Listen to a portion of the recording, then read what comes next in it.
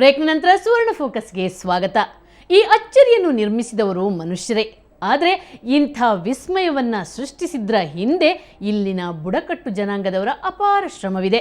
ಅವರ ಛಲ ಇಂಥದ್ದೊಂದು ಅದ್ಭುತ ಸೃಷ್ಟಿಗೆ ಕಾರಣವಾಗಿದೆ. ಬನ್ನಿ, ಹಾಗಾದ್ರೆ ಇದನ್ನು ಹೇಗೆ ಕಟ್ಟಿ ಬೆಳೆಸಿದ್ರು ಅನ್ನೋದನ್ನ ನೋಡೋಣ.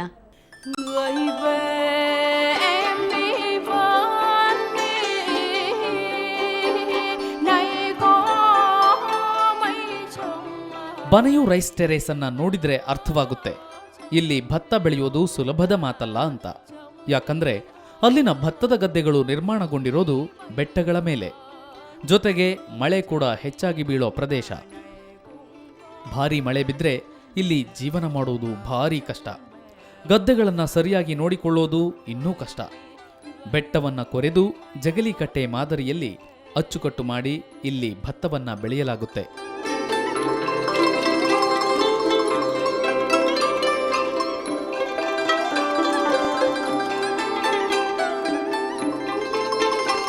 ಇನ್ನು ಈ ಭತ್ತದ ಗದ್ದೆಗಳನ್ನು ಅತ್ಯಂತ ಎಚ್ಚರಿಕೆಯಿಂದ ನಿರ್ವಹಣೆ ಮಾಡಬೇಕು. ಯಂತ್ರಗಳನ್ನು ಬಳಸಿ ಇಲ್ಲಿ ಭತ್ತದ ಕೃಷಿ ಮಾಡೋಕೆ ಸಾಧ್ಯವಿಲ್ಲ. ಹಾಗಾಗಿ ಇಲ್ಲಿರೋ ಬುಡಕಟ್ಟು ಜನಾಂಗ ಯಾವುದೇ ಯಂತ್ರಗಳನ್ನು ಬಳಸಲ್ಲ. ತಾವೇ ತಯಾರಿಸಿದ ಕೆಲವು ಪರಿಕರಗಳನ್ನು ಬಳಸಿ ಭತ್ತ ಕೃಷಿ ಮಾಡಿಕೊಂಡು ಬರ್ತಿದ್ದಾರೆ. ಸುಮಾರು 2000 ವರ್ಷಗಳ ಹಿಂದಿನಿಂದಲೂ ಇಲ್ಲಿ ಭತ್ತದ ಕೃಷಿಯನ್ನ ಮಾಡಲಾಗ್ತಿದೆ. ಅಂದಹಾಗೆ ಇಲ್ಲಿ ಭತ್ತದ ಕೃಷಿಗೆ ರಾಸಾಯನಿಕ ಗೊಬ್ಬರಗಳ ಸೋಂಕಿಲ್ಲ. ಸಾವಯವ ಕೃಷಿಯಲ್ಲೇ ಇಲ್ಲಿ ಭತ್ತವನ್ನ ಬೆಳೆಯಲಾಗ್ತಿದೆ.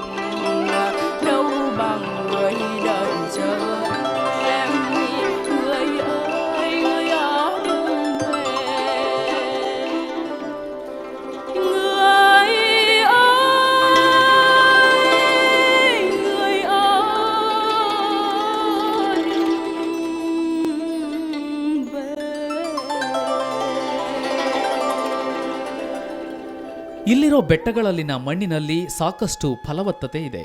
ಹೀಗಾಗಿ ಸೊಂಪಾದ ಬೆಳೆ ಬೆಳೆಯುತ್ತೆ. ಪುರಾತನ ಕಾಲದಿಂದಲೂ ಇಲ್ಲಿ ಭತ್ತವನ್ನೇ ಪ್ರಮುಖ ಬೆಳೆಯನ್ನಾಗಿ ಬೆಳೆಯಲಾಗ್ತಿದೆ.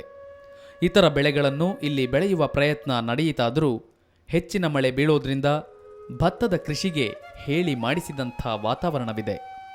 ಅಲ್ಲದೆ ಇಲ್ಲಿನ ಮಣ್ಣು ಕೂಡ ಭತ್ತಕ್ಕೆ ಅನುಕೂಲವಾಗಿದೆ.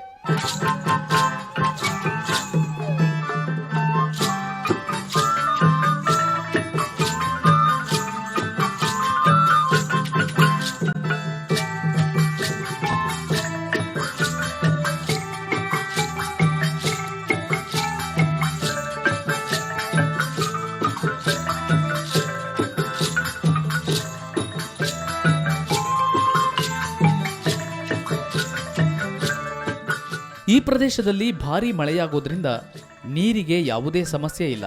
ಹೀಗಾಗಿ ವರ್ಷಪೂರ್ತಿ ಇಲ್ಲಿ ಹಚ್ಚ ಹಸಿರಿರುತ್ತೆ. ಆದರೆ ಮಳೆ ನೀರನ್ನು ಸಂಗ್ರಹಿಸಿ ಬೇಕಾದಾಗ ಬಳಸಿಕೊಳ್ಳಬೇಕಾಗುತ್ತೆ. ಇದಕ್ಕಾಗಿ ಇಲ್ಲಿ ಬುಡಕಟ್ಟು ಜನಾಂಗದವರು ತಮ್ಮದೇ ಆದ ವ್ಯವಸ್ಥೆ ಮಾಡಿಕೊಂಡಿದ್ದಾರೆ.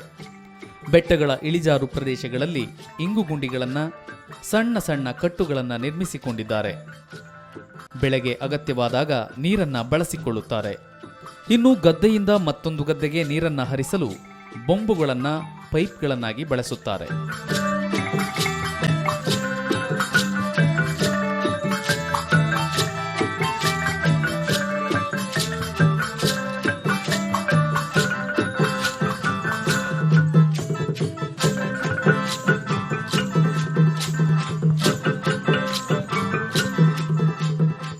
ಬೆಟ್ಟದಲ್ಲಿ ಜಗಲಿ ಕಟ್ಟೆಗಳನ್ನು ನಿರ್ಮಿಸಿ ಅದರಲ್ಲಿ ಭತ್ತವನ್ನು ಬೆಳೆಯುತ್ತಿರುವುದರಿಂದ ನೀರನ್ನು ಮೇಲಿನಿಂದ ಕೆಳಗೆ ವ್ಯವಸ್ಥಿತವಾಗಿ ಗದ್ದೆಗಳ ಮೂಲಕ ಹರಿಯುವಂತೆ ಮಾಡಲಾಗಿದೆ. ಹೀಗೆ ಮೇಲಿನಿಂದ ಹರಿದು ಬರೋ ನೀರು ಕೆಳಗಿನ ಗದ್ದೆಗಳ ಮೂಲಕ ಬೆಟ್ಟದ ತಳದಲ್ಲಿ ನಿರ್ಮಿಸಿರೋ ದೊಡ್ಡ ಕಾಲುವೆಯನ್ನ ಸೇರಿಕೊಳ್ಳುತ್ತೆ.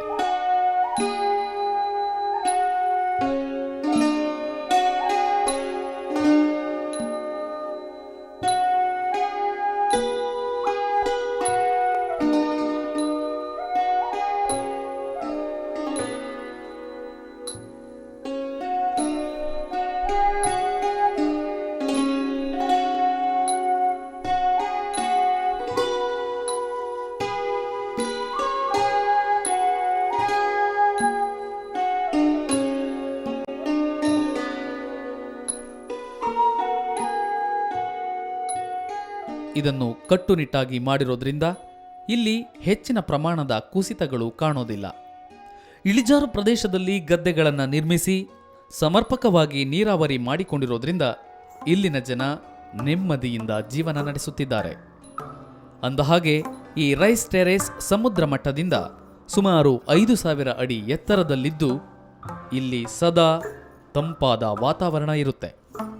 ಅಂದಹಾಗೆ ಇದರ ವಿಸ್ತೀರ್ಣ ಸುಮಾರು 10,360 ಚದರ ಕಿಲೋಮೀಟರ್. ಚೀನಾ ಮಹಾಗೋಡೆಗಿಂತಲೂ ಇದು 10 ಪಟ್ಟು ಹೆಚ್ಚು ಉದ್ದವಿದೆಯಂತೆ.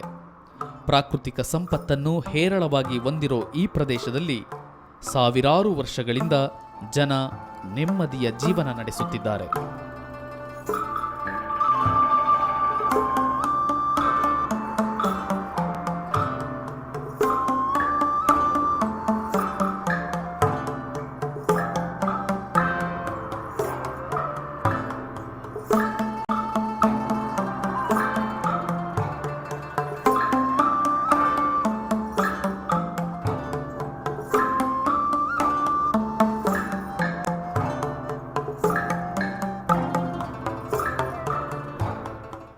ವಂಡರ್ಫುಲ್.